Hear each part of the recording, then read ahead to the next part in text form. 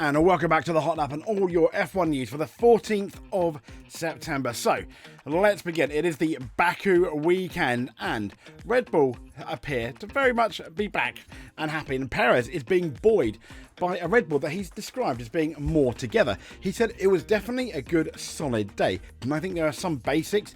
We made good progress from FP1 to FP2. He went on to say, so we just have to make sure that we are able to progress from here, and I think we can definitely be in the mix tomorrow.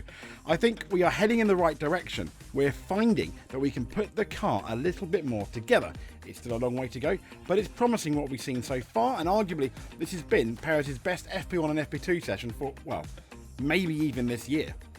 So, someone that had a solid FP2, but yet decided that he still wanted to go off after he hit the barrier in FP1 is Charles Leclerc. And he said, I mean, the crash, there's not much to go on, and that's his crash in FP1, but that wasn't a great start to the weekend. But I still had a lot of confidence in the car, so there wasn't much problem. He said, then the thing is, when we started FP2, there was an actual problem on the car that we saw later on. Once I stopped, we changed that particular part. It was nothing to do with the crash before, so the mechanics have done a really good job. He went on to say, saying we just had a problem with one new part.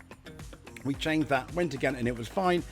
It was not as many laps that I would have hoped for on Friday, but competitive anyway. Competitive he was. So Andrea Stella has come out and said for a couple of races we will have some bias in support of Orlando, re-establishing the fact that yes, McLaren are very much thinking of Orlando. But thinking of Orlando and Baku, Lando's come out and said that it's wrong to say the McLaren are the best everywhere. He said there's been plenty of circuits we've not been quick. People just love to believe that we're the best everywhere, but we're not. It's just very slidey out there. I think we can perform well at the high grip circuits naturally, he said, and the track is way off even close to where we were last year. I'm just finding it difficult at the minute, but we'll work hard tonight. The car's still not bad. I'm sure we can get a lap time out of it, but we're clearly not as ahead as we have been in other races. So slightly concerned there, but Oliver Behrman, he impressed on his debut for the Haas team. And speaking after FP2, he said, I was really happy how we finished. The main thing was that I completed all the laps I could. A lot of red flags, a lot of interruptions, but I was pretty happy with how things went. He went on to say, saying I was building up step by step, and at the end, I found good confidence in the car.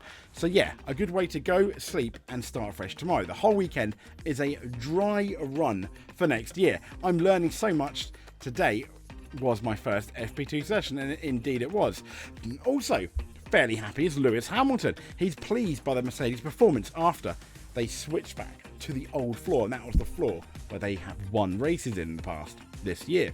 He said, we hit the ground running from the get-go. We made incremental steps with the setup for once. It felt like we didn't have any steps that we had to come back on. It was like consistently building, he said. I don't know how my long run pace is compared to others, but we didn't get a huge amount of laps. I think Red Bull seemed pretty quick, as does the Ferrari, but we're there or thereabouts, he said.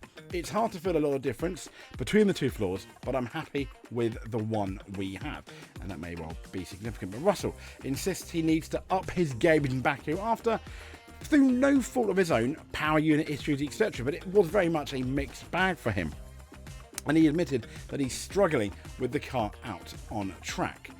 And Franco Colapinto also had a whoops-a-daisy in FP1. He said it was a small mistake. It was tiny. I think even the one in Monza in qualifying was bigger. But here, it doesn't forgive. Yes, and that is when, sadly, he hit the wall. And Verstappen is also, despite being half a second off the lead, he's also encouraged by Red Bull pace. You just simply need to look at what Sergio Perez can do. So Red Bull very much looking a lot better than they were in Monza. This has been all your big news throughout the 14th of September. If you want to see more, hit that subscribe button. If you are subscribed but you're not notified, hit that. You don't miss a video. We'll speak to you soon. Thank you very much and stay safe.